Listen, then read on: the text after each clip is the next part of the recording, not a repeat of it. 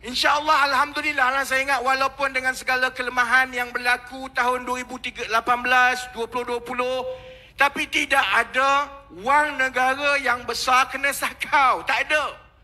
Kita habiskan masa untuk selesaikan, tapi tak ada satu skandal besar pun yang curi duit rakyat.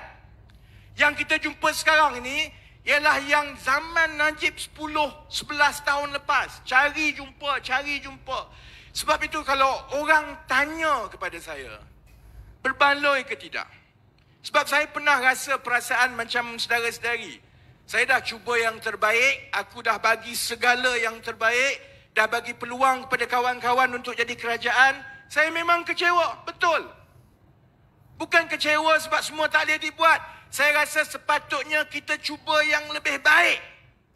Sepatutnya kita tegas. Masa itu menteri-menteri daripada Bersatu ni semua ngok-ngek banyaknya. Tapi kita tak bersuara. Aku bersuara lah. Yang kawan-kawan yang lain duduk diam je, kamu tak tegur. Bila ada menteri daripada Bersatu nak buat kereta terbang, tak ada orang tegur. Kamu tak bincang kat kabinet ke? Memang betul saya kecewa. Dan memang betul 4 tahun saya kata ikut suka kamu lah. Aku dah buat tanggungjawab aku. Saya ada hidup saya ada syarikat saya ada budak-budak saya nak jaga. Saya lebih baik cuba bagi kehidupan yang lebih baik kepada staf. Bila keluar cerita kapal timbul ni, kalau kita bagi UMNO Barisan Nasional menang sekali lagi, kalau kita tak buat yang terbaik, dalam keadaan rakyat tahu bahawa kerajaan ni kerajaan sakau. Parti ni parti sakau ni. Kalau kita menang balik PRU 16, saudara-saudari, kita bukan jumpa masalah kapal. Segala jenis masalah kita jumpa. Kapal yang hilang kita jumpa, cerita kereta, entah apa-apa lepas ni, saudara-saudari. Kalau kita bising pasal peruntukan 6 bilion ini hilang, kalau UMNO Barisan Nasional balik semula depan tahun ini, 5 tahun lagi entah-entah kita jumpa 20-30 bilion segala jenis projek. Apa lagi dia nak buat lepas ini? Sebab itu, kita ada peluang untuk cuba sekali lagi. Kita mungkin tak menang. Kita tak tahu sama ada kita cukup masa untuk yakinkan rakyat. Sebab itu kita kata, ini usaha kita saudara-saudari. Tak apalah. Kita usaha, dulu pun kita mula perlahan-lahan. Lama-lama rakyat akan faham. Dan dengan semangat itu juga saudara-saudari, kita akan mula menjelajah daripada malam ini. Minggu depan kami ke Seremban, Negeri Sembilan. Minggu lepas itu insya-Allah ke utara dan seluruh Malaysia. Saya yakin bila kita terangkan dengan terperinci dan bagi amaran kepada rakyat, kalau kamu tidak lakukan sesuatu sekarang, 5 tahun lagi, ada 10 lagi skandal macam kapal LCS. 5 tahun lagi bukan 6 bilion dah saudara-saudari, 60 bilion. 5 tahun lagi, kalau kita rasa Najib ni mamat sakau paling utama dalam dunia, lepas ini kita tak tahu ada berapa Najib lagi yang UMNO akan lahirkan. Sebab itu, ada dalam 5, kita tak payahlah habis pukul 12, aku nak balik. Esok mula 8 pagi, saya ada kempen 8 pagi esok. Kita awal ni kira warm up saja, kita habis dalam 11.45 balik. Okey lah tu, 15 minit awal tu okey lah. Sebab itu saudara-saudari, soal kapal ini, walaupun UMNO Barisan Nasional kata, ini mainan pembangkang, ini tak betul semua. Dia sebenarnya isu yang cukup rapat dengan hati rakyat biasa. Kamu curi 1MDB, orang marah tapi rakyat tak terasa sangat sebab tak kena kat dia. Kamu buat projek-projek besar, ini semua yang rakyat tak nampak. Tapi kamu ambil duit tentera saudara-saudari, orang Melayu faham apa sebenarnya. Tentera yang tak cukup, yang bersara sebelum cukup tempoh untuk pencen. Lama mana dia minta pencen? Tak dapat. Kalau dengan tentera pesara biasa, dan Pak Mentua saya pesara tentera. Kalau dengan orang biasa pesara tentera ni, kerajaan nak fikir, nak bagi 200-300 bulan pun Bertahun-tahun tak selesai. Dahlah kamu tak ambil tahu kebajikan dia. Lepas tu untuk anak-anak yang baru tentera ni kan, yang jadi kelasi kapal, yang jadi tentera, yang dalam TLDM, kamu nak suruh dia bersedia mempertaruhkan nyawa dia untuk negara. Orang lain sekarang kapal negara-negara lain selalu ada dekat perairan kita. Kalau jadi apa-apa kita kena bersedia. Tapi kamu nak suruh dia pergi perang, kapal pun tak ada saudara-saudari. Kita mungkin ketawa sama kita sebab kita orang bandar. Bayangkan kalau saudara-saudari duduk no dekat Lubuk Merbau, dekat Padang Rengah kawasan Nazri Aziz. Anak dia 3 orang semua dalam TLDM. Dia dapat tahu anak aku, kau nak suruh pergi perang, kapal pun tak ada. Saudara-saudari, memang dia menusuk kalbu. Orang kampung faham soal kapal ini. Tanya Datuk Daniel dulu, dia Laksmana TLDM. Dia tahu budak-budak kelasi kapal. Kalau kita nak pergi perang atas kapal kita, kapal tu saudara-saudari wiring tak betul. Piping tak betul. Saya dah tengok Datuk, piping dia ada isu. Piping tak betul. Bila piping tak betul, kalau enjin tu tak betul, asap, ventilation, circulation dalam deck tu tak betul, budak tu kalau tak mati kena tembak pun, lama-lama dia mati kena kanser. Korang gelap betul. Tapi kalau kita jadi mak ayah, kau tak terasa ke? Anak aku dah lah gaji tak seberapa, dah lah lepas tu tak ada pencen, dah lah mempertaruhkan nyawa untuk negara. Kamu bagi kapal dia yang ventilation, kalau tengok kepada drawing, engineer drawing sekarang, ventilation dia ada masalah yang mungkin akan menimbulkan risiko kesihatan kemudian. Lama-lama, TLDM masalah tak cukup kelasi bukan sebab mati berperang. Sebab apa? Batuk. Itu yang berlaku, yang akan berlaku saudara-saudari. Sebab dia pakai tangkap muat. Kontraktor tu, kontraktor ni, pasang tu ikut suka. Oi, pasang kapal ni ingat macam anak saya pasang Lego ke? Dia kena betul-betul, lining dia betul, piping dia kena betul. Itu belum masukkan lagi persenjataan lagi pun. Itu belum masukkan dia punya elektronik lagi pun. Bayangkan kita belum apa-apa lagi, kita dah ada masalah dengan integriti kapal. Sebab welding tak betul, pasang tak betul dan lain-lain. Itu yang berlaku sekarang. Dan yang paling sakit hati kalau kita tengok pasal projek LCS ini, memang jelas penyelewengan itu telah pun dirancang daripada awal. Saya baca semua, kalau Najib, Zahid atau Hisham kata dia tak tahu apa-apa, lempanglah dia orang. Kalau kat sekolah dulu, ada orang macam ni, dia dah buat salah semua, dia kata dia tak tahu apa-apa, aku memang lempang kat sekolah dulu. Jangan, nanti kena panggil polis. Sebab saudara-saudari, benda ni tak boleh berlaku tanpa perancangan. Itu yang saya sebut ni bukan curi ayam. Curi ayam mungkinlah, lalu-lalu tengok ayam lebih, baru ni kan tak cukup ayam, tak ada ayam. Jadi dia lama tak makan ayam, dia pun ambil ayam. Fahamlah. Benda itu mungkin bukan dirancang curi seekor ayam sebab nafsu masa itu. Ini dirancang bila kita tengok lapis demi lapis syarikat subkontraktor. Bila kita tengok syarikat-syarikat palsu yang dengan secara tersusun cuba meniru nama syarikat yang betul-betul wujud tapi tak betul.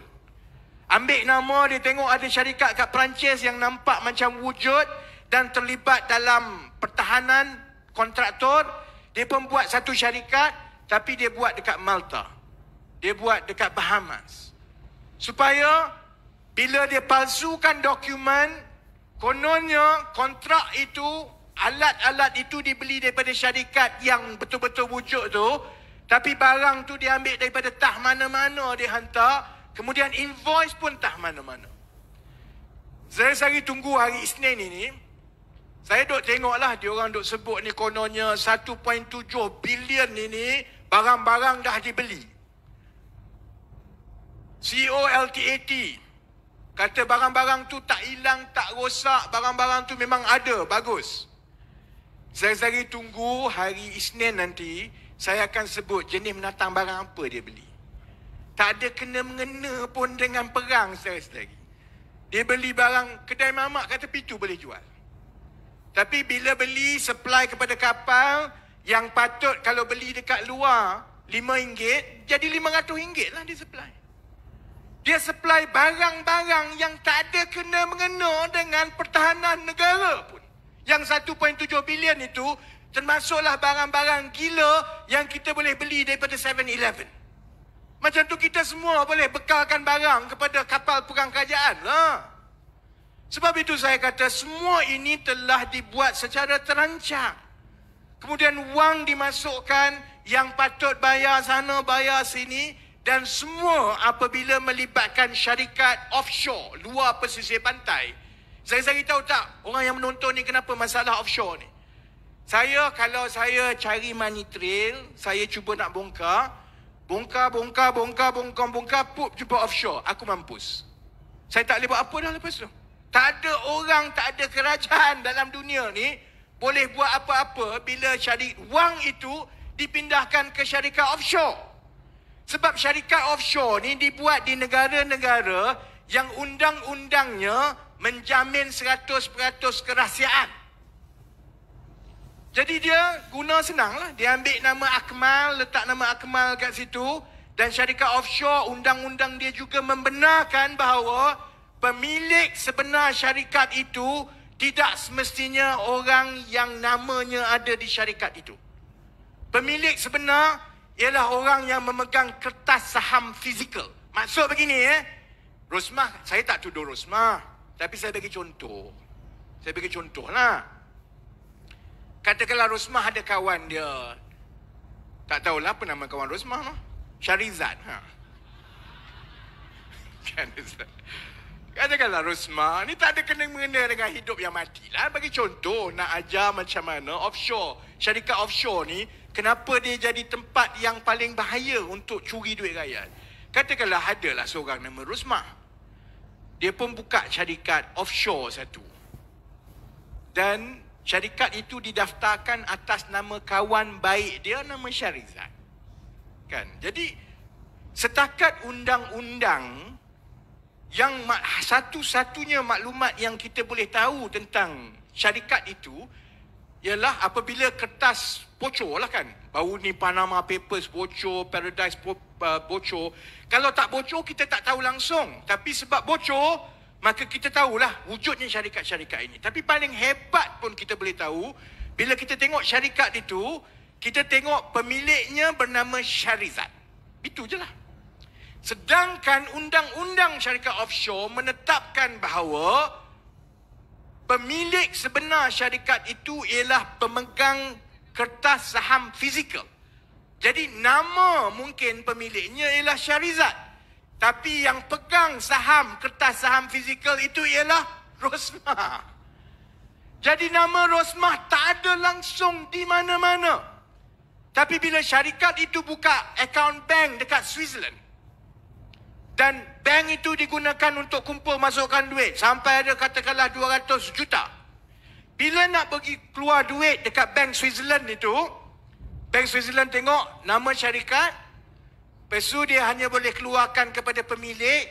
Rosmah kata, ini peraturan syarikat dan ini saham fizikal, kertas saham, sijil saham fizikal yang saya pegang. Duit itu duit saya.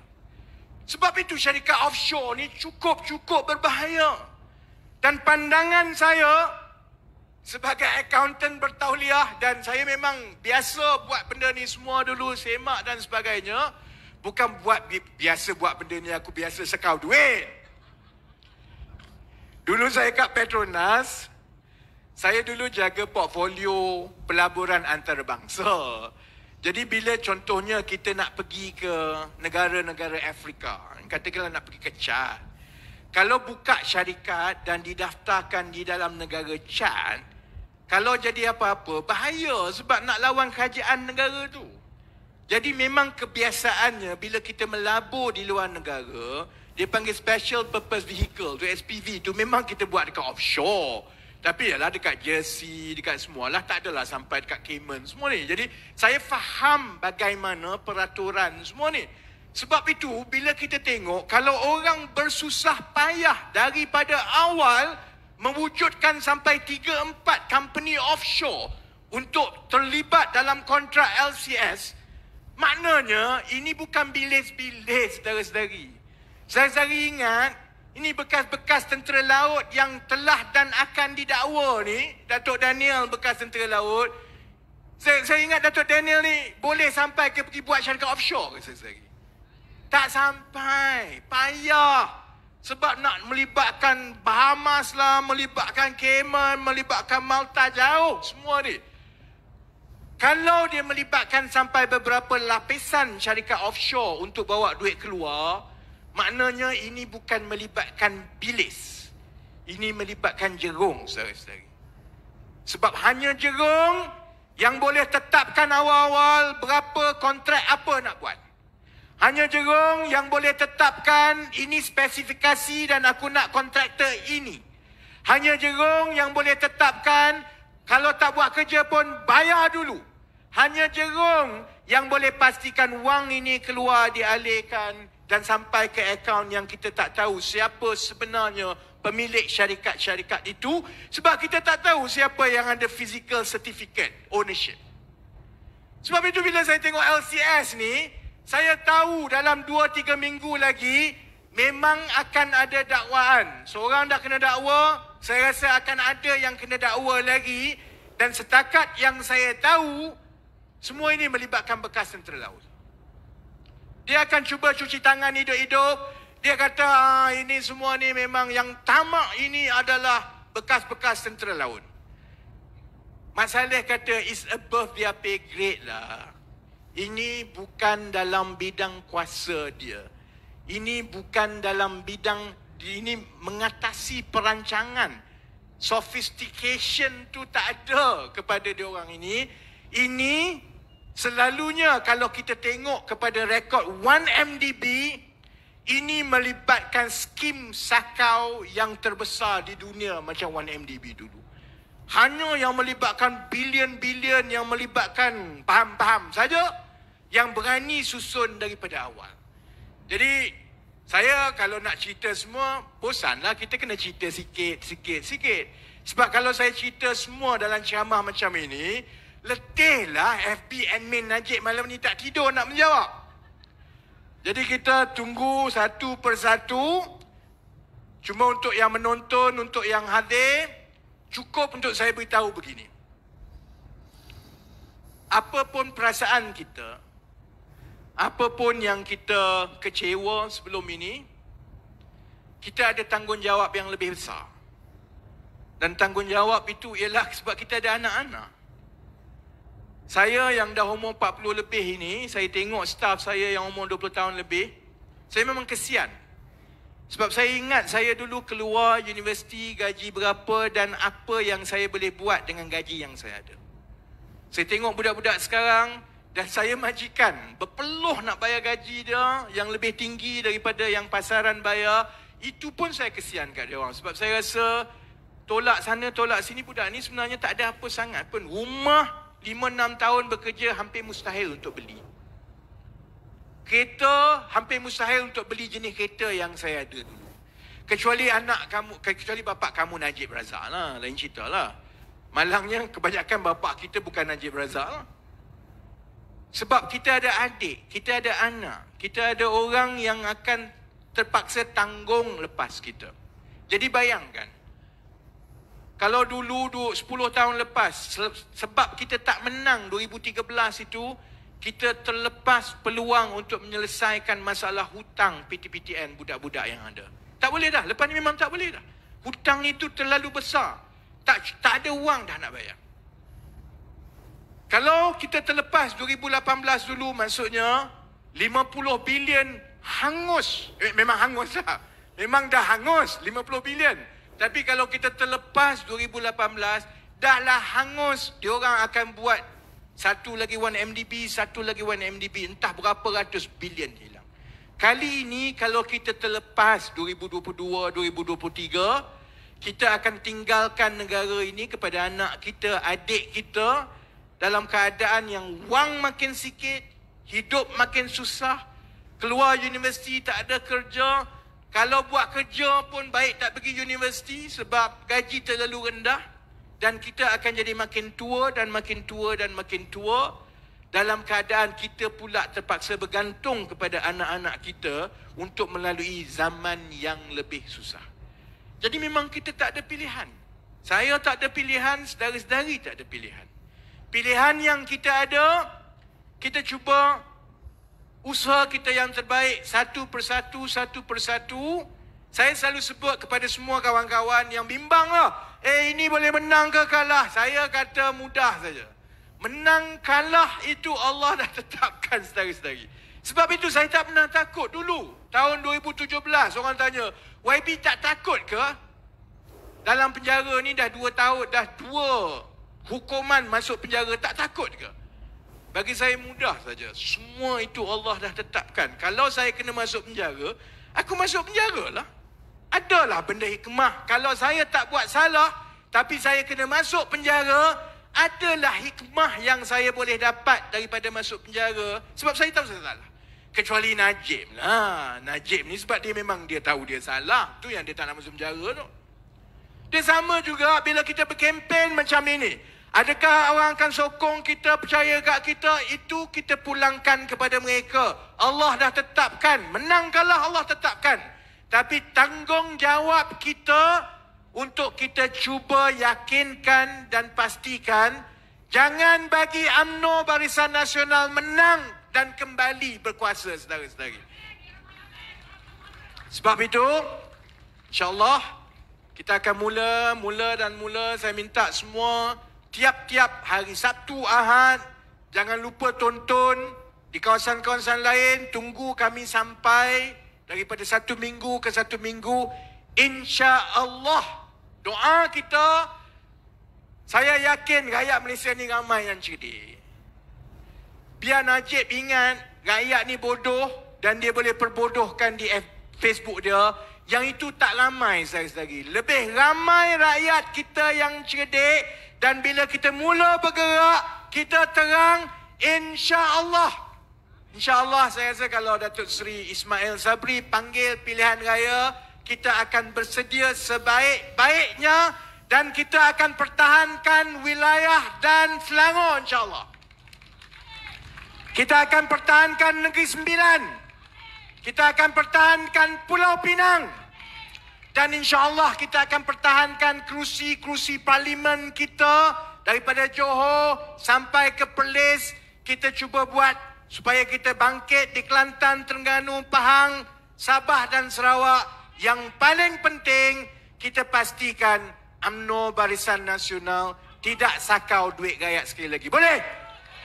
Jadi terima kasih. Saya sudahi dengan wabillahi taufiq wal hidayah. Wassalamualaikum warahmatullahi wabarakatuh. Sese, nandri manakam. Terima kasih.